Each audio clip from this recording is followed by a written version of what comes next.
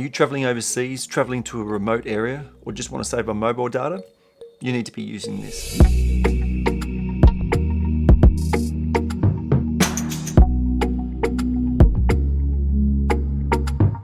Hi guys, I'm Simon. This is Tech My Life Video, and today's Tuesday Tech Tip is the main reason why I use Google Maps over Apple Maps. Now, my wife has just traveled to Germany to see her family, and it got me thinking about this feature. Now, if you're traveling overseas, traveling to a remote area where you won't have phone reception, or maybe you just want to save on mobile data, you need to be using this feature. Let's jump on the phone and check it out. So we're going to open up Google Maps. Of course, you're going to have it. You have to download it if you haven't already got it. And you need to sign in because we're going to click on your profile picture in the top right-hand corner. So click on that, get a drop down, and we're going to select offline maps. Click on that, and it's going to show you all the maps that you've saved for offline use.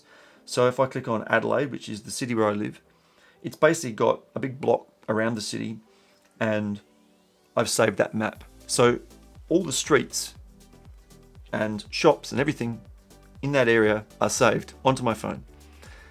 Obviously it's not traffic conditions, but it's all that stuff. Now I take a regular road trip to Renmark, so I've got another map that kind of covers that road, and I do actually lose reception out there.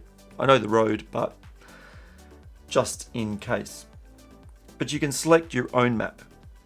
So let's jump in, and you can position this. So if I was going to go to Sydney, for example, over here I can zoom in on Sydney, and I can select an area, the whole of Sydney, maybe just the center of Sydney. If I was just going to fly in and be around the city and I just wanted to find my way around, I could do that. If I was going a bit further afield, I can zoom out. And as you can see, you get to a certain point where it can't zoom out anymore. But basically select your area and click download.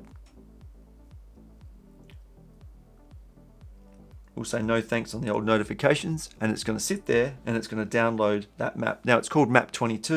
You can click on the pen and you can give it a title. Let's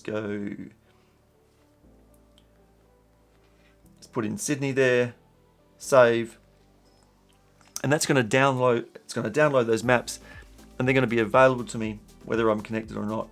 If you head back out to the main screen, you also do have some options that you can select if you want it to auto download and update those maps. Some other settings there that we won't dive into too deeply here. You can check those out for yourself.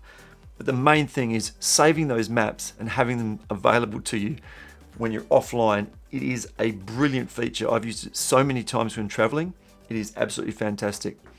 I hope this has helped you out. Check out the playlist up there. That's the Tuesday Tech Tip playlist. There might be some other stuff in there that can help you out. I'm Simon. This has been Tech My Life Video, and we'll see you in the next one. Bye.